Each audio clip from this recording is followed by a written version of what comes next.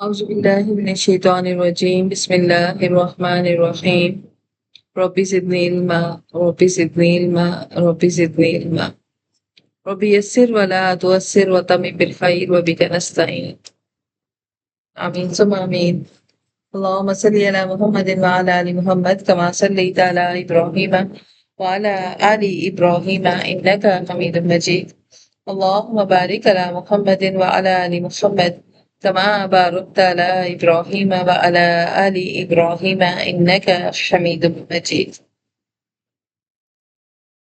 السلام علیکم ورحمۃ اللہ وبرکاتہ۔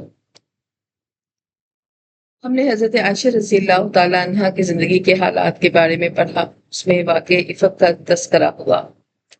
آئیں اس واقعے کو تفصیل کے ساتھ پڑھتے اور جانتے ہیں کہ یہاں کیا ماجرا ہوا تھا۔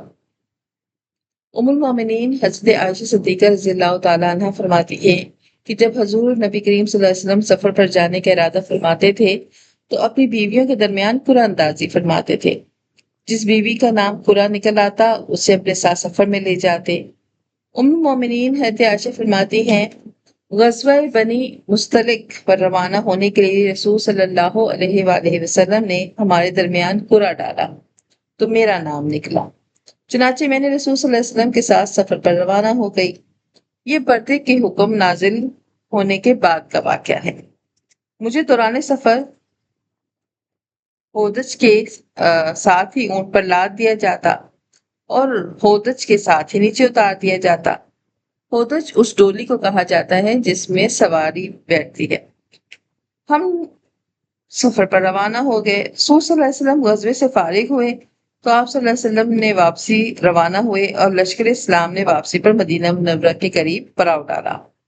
رسول صلی اللہ علیہ وسلم نے رات کو روانگی کا حکم دے دیا۔ جب لشکر روانہ ہونے لگا تو میں قضائے حاجت کے غرض سے جنگل کی طرف چل دی۔ قضائے حاجت سے واپس اپنی سواری کی طرف آئی تو میں نے دیکھا میرے گلے کا ہاتھ ٹوٹ کر کہیں گر گیا ہے۔ میں نے اس کی تلاش میں پھر جنگل کی طرف چل دی اور ہاتھ کو تلاش تاخیر ہو گئی۔ واپس آئی تو لشکر جا چکا تھا، وہاں کوئی بھی فرد باقی نہیں رہا۔ دراصل ہوا یہ کہ جن افراد کی ذمہ داری میرے ہودج کے اونٹ لادنے کی تھی انہوں نے میرا ہودج اونٹ پر لادا اور چل دیے۔ چونکہ میں اس وقت نوعمر تھی اور وزن بھی اتنا نہ تھا تو انہوں نے سمجھا میں ہودج میں ہی ہوں۔ میں نے پڑاؤ کے درمیان میں اپنی اس جگہ کو دیکھا جہاں قیام کیا تھا تو وہاں اس خیال سے بیٹھ گئی کہ جب میرے بارے میں معلوم ہوگا کہ میں ہودج میں نہیں ہوں تو مجھے لینے کے لیے واپس آ جائیں گے۔ بیٹھے ہوئے مجھے نیند آنے لگی، میں نے وہیں دراز ہو گئی۔ سیدنا صفوان بن معطل سلمی کی ذمہ داری یہ تھی کہ وہ لشکر کے پیچھے رہیں تاکہ کوئی چیز اگر کسی مجاہد کی گر جائے تو وہ اٹھا لے۔ سیدہ صفوان بن معطل جب اپنی ذمہ داری کو نبھانے کے لیے میدان میں آئے تو مجھے چادر میں لپٹا ہوا نیند کے آغوش میں دیکھا تو بآواز بلند کہا ان للہ و انا الیہ راجعون۔ یہ الفاظ سن کے میری آنکھ کھل گئی۔ جب میں نیند سے بیدار ہوئی تو میں نے اپنی چادر سے چہرے کو ڈھانپ لیا۔ اللہ کی قسم اس نے مجھ سے کوئی بات نہیں کی، صرف ان للہ و انا الیہ راجعون کہا اور میرے پاس لا کر اپنی اونٹی بٹھا دی۔ میں اس پر سوار ہو گئی، اس نے اونٹنی کی نکیل پکڑی اور پیدل چلنے لگا۔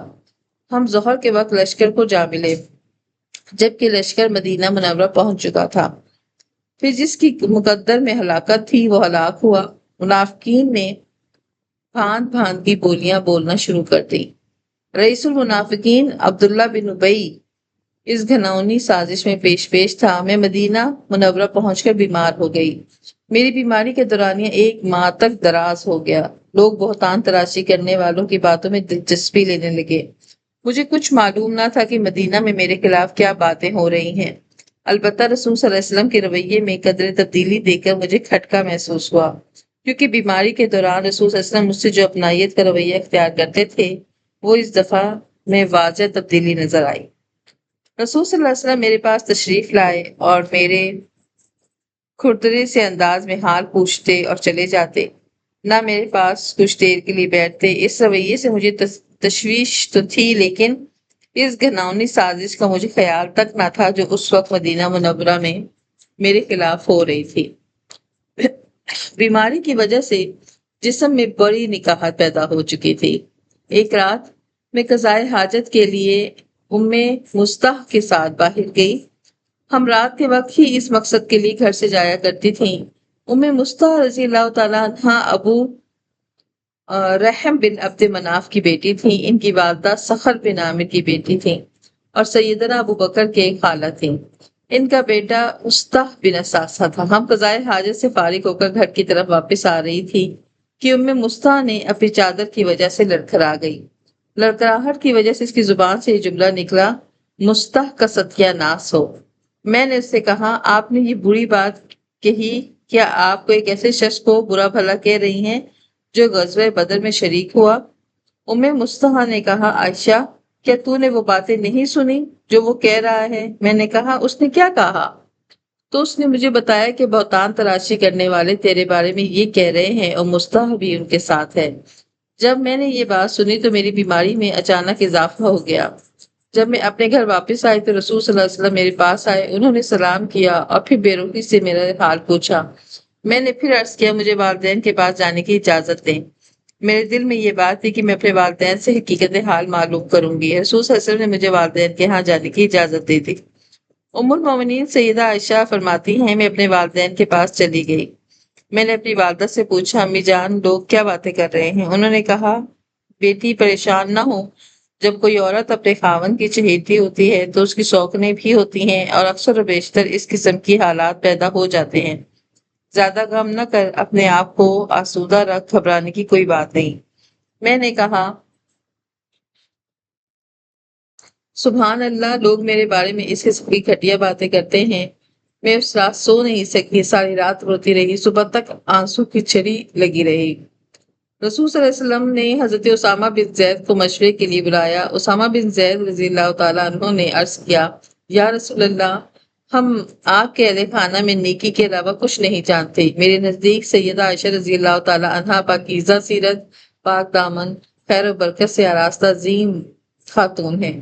رسول صلی اللہ علیہ وسلم نے گھر کی خادمہ بریرہ سے پوچھا، تم مجھے بتاؤ، کبھی عائشہ رضی اللہ تعالیٰ نے سے کوئی ایسی بات سنی یا دیکھی جس نے تمہیں شک میں مبتلا کیا ہو؟ کہنے لگی، مجھے قسم ہے اس ذات کی جس نے آپ صلی اللہ علیہ وسلم کو حق دے کر بھیجا، یہ نوعمری کی وجہ سے آ کر آٹا گوندھ کر سو جاتی ہیں، بکری آ کر آٹا کھا جاتی ہے۔ اس کے علاوہ میں نے گھر میں سیدہ عائشہ صدیقہ کے حوالے سے نیکی کا عام چلن ہی دیکھا۔ رسول صلی اللہ علیہ وسلم نے اس کے بعد اٹھ کر چل دیے۔ آپ صلی اللہ علیہ وسلم عبداللہ بن ابی سلول کے سازشی کردار پر بڑا دلی دکھ ہوا۔ رسول صلی اللہ علیہ وسلم منبر پر خطاب کرتے ہوئے ارشاد فرماتے ہیں، مسلمانوں، تم میں سے کون ہے جو اس شخص کو ناکو چنے چبائے گا جس نے میرے اہل خانہ پر تہمت لگا کر مجھے دلی صدمے میں مبتلا کیا؟ اللہ کی قسم، مجھے معلوم ہے کہ میرے اہل خانہ میں خیر و برکت ہی پائی جاتی ہے۔ میرے گھر میں جو بھی اندر آتا ہے وہ میرے ساتھ آتا ہے۔ حضرت سعد بن معاذ انصاری اٹھے اور عرض کی، یا رسول اللہ، میں اس کی خبر لوں گا، اگر وہ اوس قبیلے سے ہوا تو میں اس کی گردن اڑا دوں گا۔ قبیلہ خزرج کے سردار سیدنا سعد بن عباد اٹھے اور قبائلی غیرت کے انداز میں اپناتے ہوئے سعد بن معاذ نے کہا، اللہ کی قسم، تم جھوٹ بولتے ہو، تم اسے قتل کرنے کی قدرت نہیں رکھتے۔ یہ بات سن کر سیدنا معاذ نے چچا زاد بھائی سیدنا اسید بن عزیر اٹھے اور انہوں نے سیدنا سعد بن عباد سے کہا، آپ غلط کہتے ہیں، اللہ کی قسم ہم اسے ضرور قتل کریں گے، تم منافق ہو، منافقین کی طرفداری کرتے ہو۔ اوس اور خزرج دونوں قبیلے آمنے سامنے کھڑے ہو گئے۔ قریب تھا کہ وہ گتھم گتا ہو جاتے، لیکن رسول صلی اللہ علیہ وسلم نے انہیں خاموش ہو جانے کا حکم دیا تو وہ خاموش ہو گئے۔ اس کے بعد رسول صلی اللہ علیہ وسلم بھی خاموش ہو گئے۔ ام المومنین سیدہ عائشہ فرماتی ہیں کہ میرا وہ دن بھی روتے دھوتے آنسو بہاتے گزرا اور میں دن بھر بھی نہ سو سکی۔ فرماتی ہیں، صبح کے وقت میرے والدین میرے پاس آ کر بیٹھے۔ میں 2 راتوں اور 1 دن سے لگاتار رو رہی تھی۔ اس دوران سو بھی نہ سکی، آنسو تھمنے کا نام نہیں لیتے تھے۔ میرے والدین کو خطرہ لاحق ہوا کہیں میرا جگر نہ پھٹ جائے۔ میرے والدین افسردہ میرے پاس بیٹھے ہوئے تھے۔ ایک خاتون نے اندر آنے کی اجازت طلب کی، اسے اجازت دے دی گئی تو وہ بھی میرے پاس بیٹھ کر رونے لگی۔ ام المومنین سیدہ عائشہ فرماتی ہیں، ہم گھر میں ایک ساتھ بیٹھے ہوئے تھے کہ رسول صلی اللہ علیہ وسلم تشریف لے آئے۔ آپ صلی اللہ علیہ وسلم بھی ہمارے پاس تشریف فرما ہوئے۔ آپ صلی اللہ علیہ وسلم اس سے پہلے بیماری کے دوران میرے پاس نہیں بیٹھے تھے۔ مہینہ گزر گیا، میرے بارے میں آپ صلی اللہ علیہ وسلم پر وحی نازل نہیں ہوئی تھی۔ رسول صلی اللہ علیہ وسلم ہمارے پاس بیٹھ کر فرمانے لگے، عائشہ، میرے پاس آپ صلی اللہ علیہ وسلم کے بارے میں یہ باتیں پہنچی ہیں، آپ کے بارے میں یہ باتیں پہنچی ہیں۔ اگر آپ پاک دامن ہیں تو عنقریب اللہ تعالیٰ آپ کو بری کر دے گا۔ اگر آپ کسی گناہ کے ارتکاب ہو گئے تو اللہ سے معافی مانگ لیں، توبہ کر لیں۔ بندہ جب اپنے گناہ کا اعتراف کرتا ہے اور توبہ کرتا ہے تو اللہ اسے معاف کر دیتا ہے۔